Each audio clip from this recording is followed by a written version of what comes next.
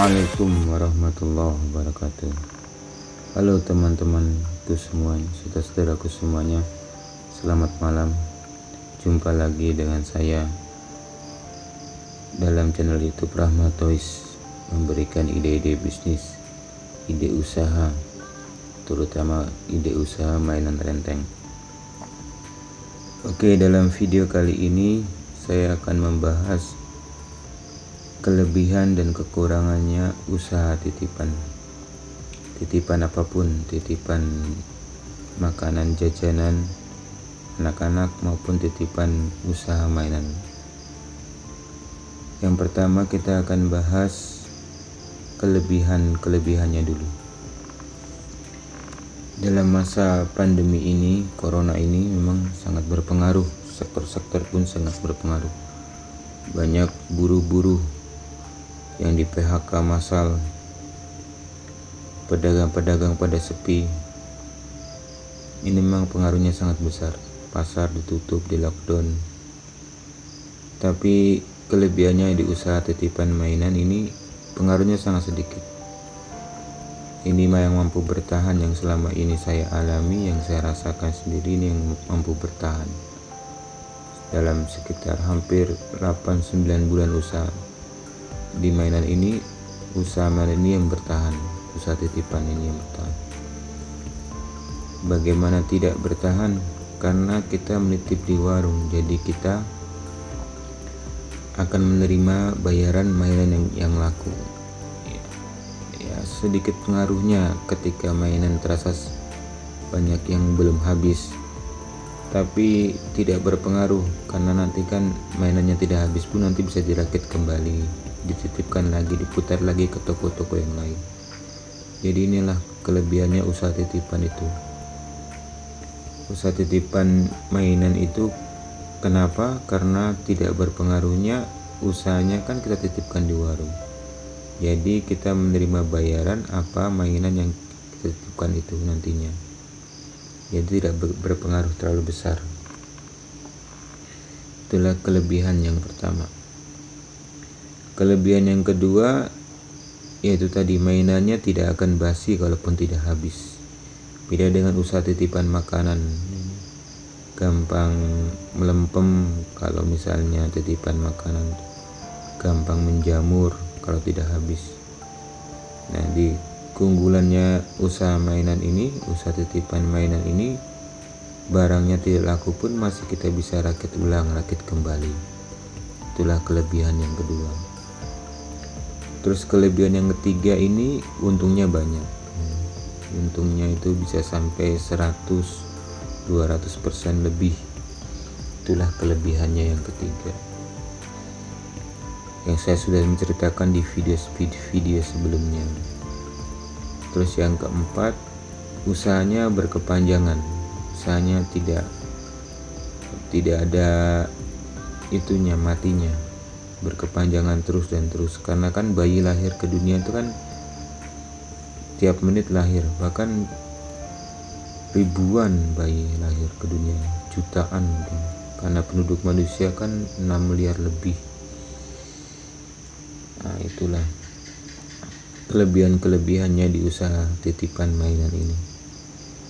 Yang saya rasakan memang lockdown ini, yang apalagi ini corona makin meningkat ini akhir-akhir ini, tapi kita tidak berpengaruh, alhamdulillah, tidak terlalu besar pengaruhnya. Karena mainan-mainan itu kan kita titipkan di warung. Kelebihan usaha titipan begitu. Jadi kitanya tidur tapi mainan kita masih dagang, usaha kita masih dagang. Kenapa? Karena warungnya yang bukanya sampai malam masih menjual mainan kita. Itulah kelebihan dalam usaha titipan mainan. Karena channel YouTube ini menceritakan mainan, itulah kelebihannya. Terus kekurangannya itu yang pertama, kalau menurut saya, pengalaman saya itu, yang kita titipi tokonya itu tutup kadang, atau udah pindah kontrakannya. Tapi itulah resiko di usaha titipan. Jadi duit kita akhirnya tidak terbayarkan di usaha mainan itu. Ya ikhlaskan saja, nggak apa-apa. atau kan masih Allah ganti yang lebih baik insya Allah, karena untungnya masih banyak. Itu ruginya juga 0, sekian persen, karena kayak kita titipkan main 2000. Mainan 2000 itu mungkin modelnya kan sekitar 20 sampai 30 ribu per papan. Ya nggak apa-apa, hitung-hitung sedekah. Kalau orang Jawa bilang makan bakso tumplek. Itu yang kekurangan yang pertama. Kekurangan yang kedua, nah itu duit kita kan mandek di orang, jadi kita butuh modal yang agak double. Yang pertama kita taruh dulu, terus kita belanja lagi, kemudian minggu berikutnya, 2 minggu berikutnya kita tariki. Nah, jadi kita butuh modal double, 3 minimal 3 rangkap. Beda dengan kes-kesan. Kalau kes-kesan kan kita langsung jual hari itu, kita dapat untung, kita ambil. Itulah kes-kesan. Itu yang kekurangan yang kedua. Yang kekurangan yang ketiga, kadang warungnya tidak mampu bayar. Nah, ini tidak mampu bayarnya pas warungnya lagi sepi. Nah, tidak memungkiri juga karena kondisi seperti ini. Ya, tapi kita jelaskan lagi kapan Bu, insya Allah nanti dia kan akan menjelaskan, oh nanti minggu depan Mas baru saya bayar. Makanya itu triknya, kalau kita memilih warung itu jangan sembarangan juga, lihat kondisi warung mampu bayar atau tidak. Jangan dipukul rata semua dititipi mainan. Tapi kadang juga tidak memungkiri warung kecil pun kuat bayar. Seperti pengalaman saya, itu ibunya jualannya tuh cuman es, tapi setorannya tuh kalau satu kali setoran tuh bisa 100 sampai 200 ribu.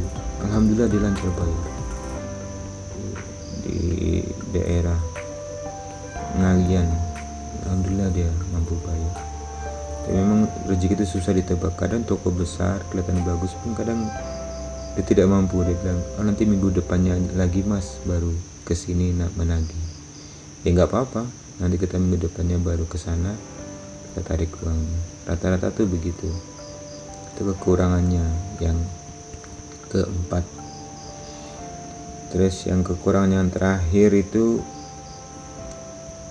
kadang dicabutin sama si pemilik toko, sama si anaknya pemilik toko, jadi kadang pada mundur. Itulah fungsinya kita harus mencari terus warung dan warung, minimal tuh satu hari 1-2 warung untuk mengganti nanti yang mundur.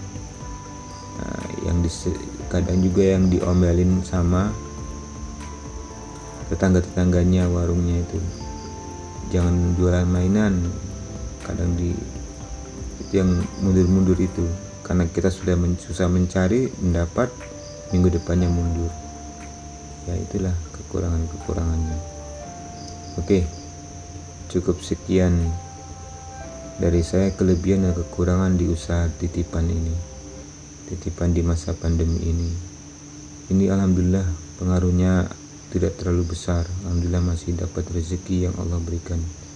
Itulah kenapa, karena kita kan titip, jadi warung tidak modal, jadi nanti warung bayar setelah mainannya laku, yang dibayar pun yang laku.